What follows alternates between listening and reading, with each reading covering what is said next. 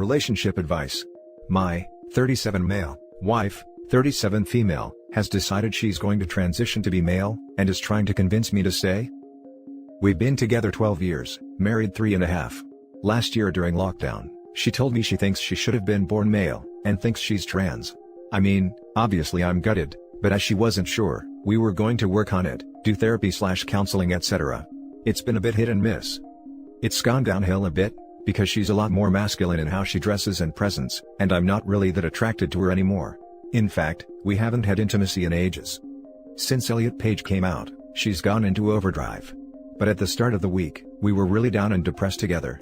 And she admitted she realizes she definitely is a man and wants to identify as a male. To the extent she wants to start hormones and have surgery one day. I'm straight.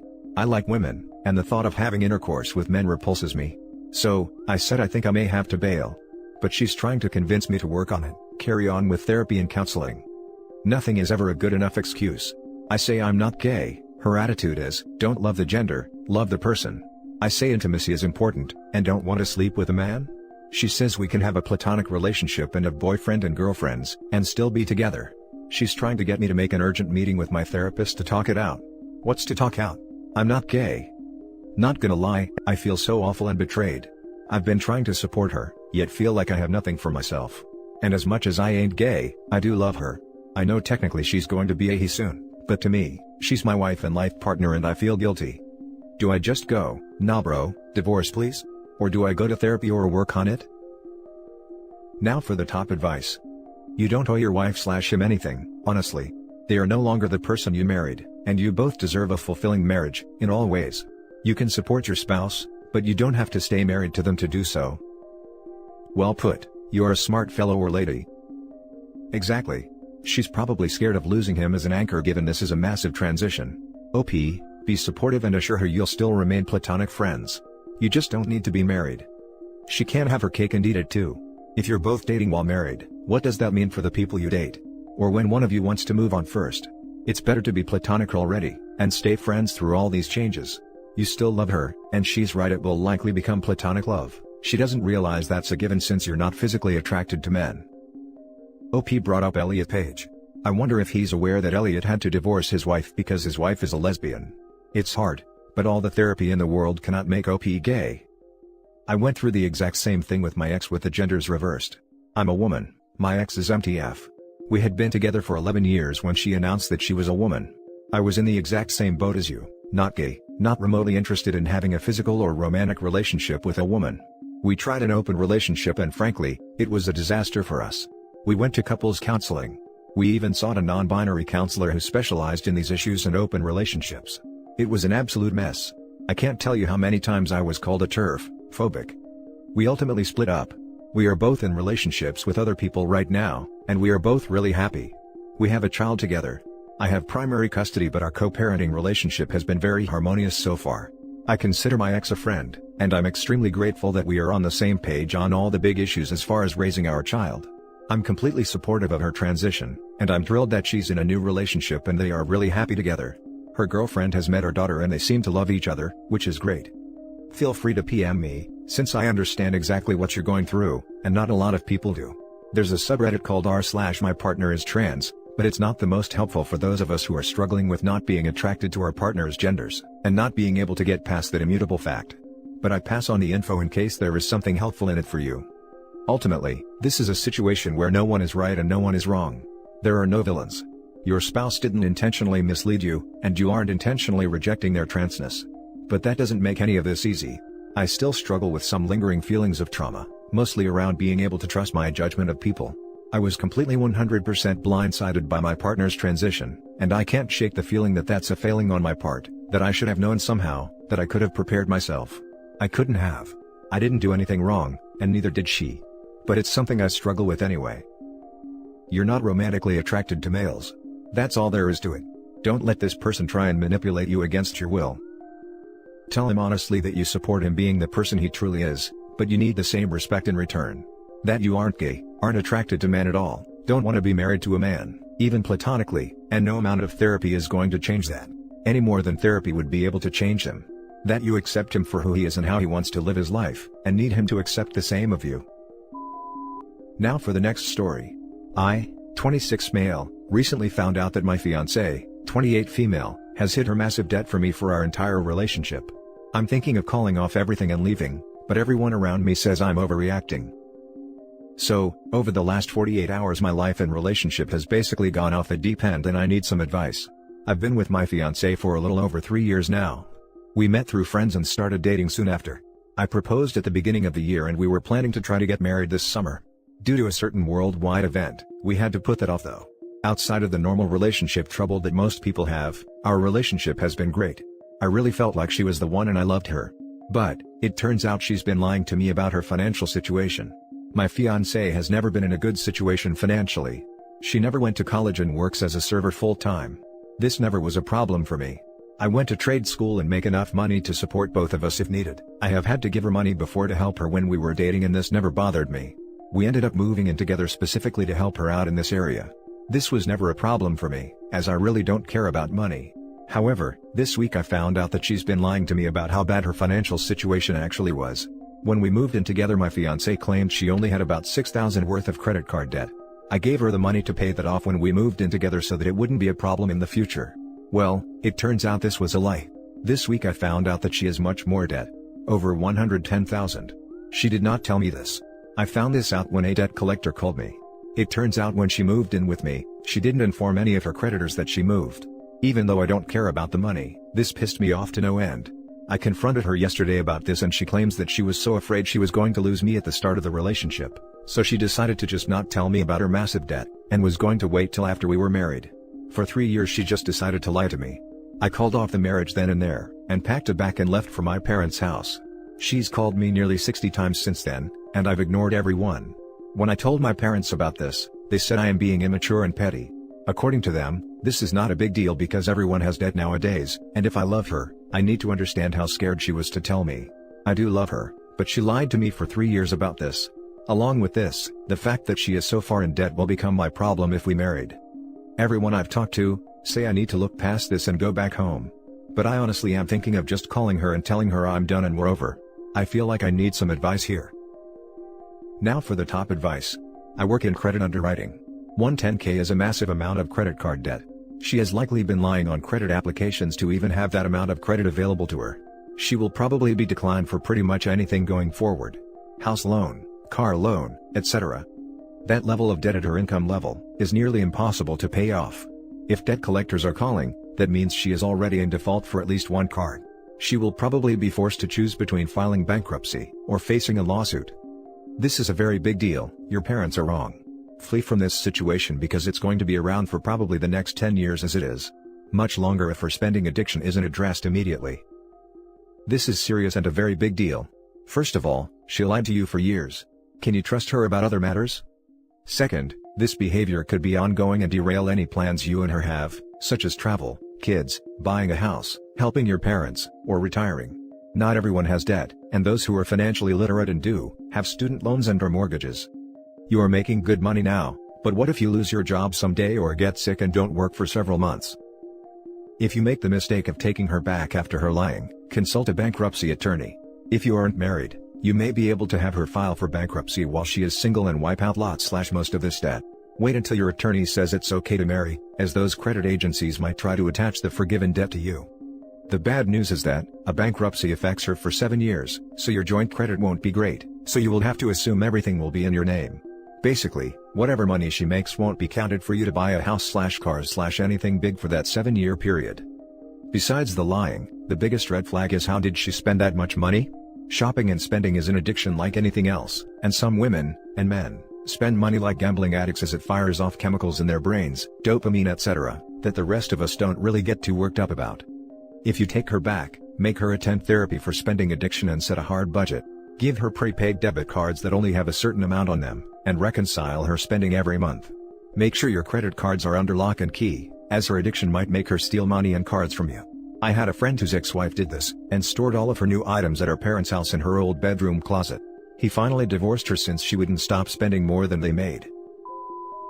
Next story is titled, My, male 26, girlfriend, female 24, is demanding unnecessary things after going to a sub that gives advice about female dating. I'm sure you all know what sub I'm talking about, but I won't say the name in case the feds pull up. My girlfriend and I lived together for 3 years and she only started acting like this recently. I would say that chore work is done 70-30, only because she goes back and cleans whatever I was supposed to because I didn't do it right.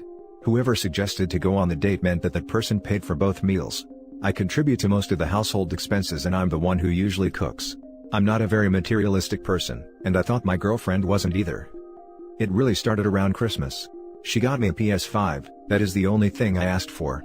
For weeks, she had been saying surprise me, which I did. I knew how costly the PS5 was, so I measured up to that price. Everything I got her was about the same price of the PS5. She seemed very bland with her reaction. She said thank you and went to go call my sister, who was also her best friend. I get a call from my sister a few hours later and learn that my girlfriend made it seem like I got her a blanket and a movie stub. I got her a personalized gifts basket full of skincare, gift cards, clothes, 2 pairs of shoes, books and art supplies. Bite me for not getting her a new car. Now she's saying that I always make her pay. She's the one who always wanted to go out. I like to stay in. I'm only cooking what I like. I never clean correctly and she expects me to pamper her all the time. I'm so freaking done with all of it. I mean, the other day, she asked for a new phone. She has an XR that still functions amazingly and she has a job. I always make the big purchases. Why can't she use her own money? If I move out, she'll lose the place because she doesn't make enough money to afford it. If she moves out, she'll probably go running out making me look like the bad guy. I forgot to add about today. I surprised her with breakfast in bed and chocolates, like I always did on Valentine's Day. I thought it was some kind of sweet tradition. She responds that she can't wait to see what else I planned. I didn't plan anything else. Point is, I needed to rant. She can't expect me to treat her like a queen when she's acting like a jerk 24/7. She used to be very cool, not so needy, and very fine with staying in and eating McDonald's while watching a movie, and not constantly focusing on the materialistic sides of things. Now she wants to go out to the fanciest of them all, and expects me to give her money all the time when she has her own. It's okay if we do that once in a blue moon, but I don't have the energy to do that all the time. I'm just so freaking done and her mood is constantly dragging my energy down. Now for the top advice. People who scorecard their relationships always ruin them. Unfortunately, this type of story is becoming common. Person with issues goes online, finds some toxic community/cult to fill their personality holes, and then tank their relationships. Become a pretty big problem, to be honest. While I see you have a point about increased expectations you never signed up for, I feel like whoever came up with the idea system of who pays for the date sucks. If your idea of a date is to never go anywhere or spend money, you should at least go half or take turns. Sounds like you guys are done. Seriously. Even as OP describes it, he doesn't come off very well. For your info, it isn't a surprise breakfast in bed when that's all you do. Sure, you don't have to buy everything for her, but making some effort is necessary. Having said that, did she plan anything for you? And which is it? Does she make plenty of money to buy things for herself, or is she not making enough to afford a place on her own? From the sounds of things, she might have a hard time getting a new place, but you might have a hard time finding a new girlfriend. Now she's saying that I always make her pay. She's the one who always wanted to go out. I like to stay in. Dates are so important to keep relationships new and exciting though. That being said, it sounds like both of you all are done with this relationship. Now for the final story. My 26 male fiancé, 26 female, resents me for making more. We started dating around 6 years ago, and at first, I couldn't believe that this amazing woman wanted to be with me. She was a student at one of the best colleges in the country and my life was a mess. I was just a dropout working a dead-end job. We'd been dating for a few months when she told me that if I didn't get my life together, she couldn't see a future with me, because relationships need more than just love to survive. That gave me the kick I needed to start making some changes. After that, I decided I wanted to go to college to study a subject which I'd had an interest in for some time. Between jobs to support us both and working on the prerequisites that I'd need to go to college, it took me a whole 3 years, but I spent that time learning skills that I knew I'd need for my degree to give me a bit of a boost. My fiancée graduated the same year I started college, and things were great. With her getting a well-paid job, I could devote all of my time to studying and working on projects. About a year into this, I was having a conversation with my dad and he's an experienced professional in an unrelated field, but he told me about a problem that I realized I could fix. Eventually I did create a solution and my dad used his connections to get me a meeting with a large company. To cut a long story short, they were so impressed with my solution that they gave me an absolutely ridiculous offer, and invited me to join the company in a very well-paid senior role straight after college. I graduated last year and things were going fantastically, up until I noticed my fiancé's mood changing. This went on for a while, before she finally told me how she was feeling. To summarize, she feels bad that she's worked hard her entire life in school, college and work, but despite that, after comparing our projected earnings, she was never going to make as much as me despite having 3 more years experience in her field, and going to a much better college than me. I understand why she'd feel undervalued given her reasons, but I think she's actually blaming me for it and making me feel like this was an achievement that I don't deserve. Yeah, that's it, I'm just trying to navigate whatever this is. Edit. So going through the comments, there are a lot of people saying that I don't really deserve the job, so I thought I might elaborate. I didn't mention details earlier because I know what I'm about to say might make some people angry. The solution I designed automated a task that was previously done by a number of people, which is why they saw fit to pay me handsomely for it. They didn't hire me because of my potential, they hired me for the same reason a company hires anyone, to help their bottom line. I also wanted to point out the irony in people saying that I'm less deserving of my job because my dad got me a meeting. My fiancée is incredibly hardworking, but the fact her parents were alumni of her college probably did help her application. I worked my butt off for 6 years, 3 years while completing prerequisites and 3 years in college, to gain the skills required to create the solution. I also wanted to emphasize this bit from above between jobs to support us both. I worked to support both of us while she was in college, so she wouldn't have to get a job or take on extra loans. The plan was always for us to switch after she graduated, with her working and me studying. Now for the top advice. Jealousy is tough, it breeds resentment. And it seems that's where you currently are stalled. Either she has to get over herself, or this won't work. A healthy significant other would be beyond proud of you. That you had an opportunity and nailed it. Hard. I would be so proud of my spouse's success, I would be bragging everywhere. Not because of any money, but how he solved the issue. Smart is so sexy. I brag about my higher earning wife all the time. I used to make more than her, but now she does better than me professionally, and couldn't be prouder. Yeah, my wife and I have always just looked at each other's earnings as our money. In the end, household income matters most. We have a saying, same pants, different pockets. It's all ours no matter who makes it. Seems like a more healthy way to approach a lot of marriage issues, not just money. Tell you what, gonna go a different route. Your partner doesn't resent you personally, at least not based on what I'm reading. There is likely something deeper here, and I recommend couples counseling. Not deeper like she has an alien symbionte or something, but possibly some unresolved conflict from her childhood that creates this competition. The counseling will help ease that out of her, under the guise of the two of you creating a more meaningful and deeper relationship. Which honestly can't happen unless she deals with this. Let me put it this way. If you offer to quit your job and make less, would she agree to you doing that? I doubt it. Which means it's not about you, it's about her. On the surface it's jealousy, but there is likely some hurt under there fueling it, that was activated when this happened. You're gonna have to get to that if this is going to resolve. Best of luck to you. It's not about the grades you make, but the hands you shake. People who don't realize this are fools.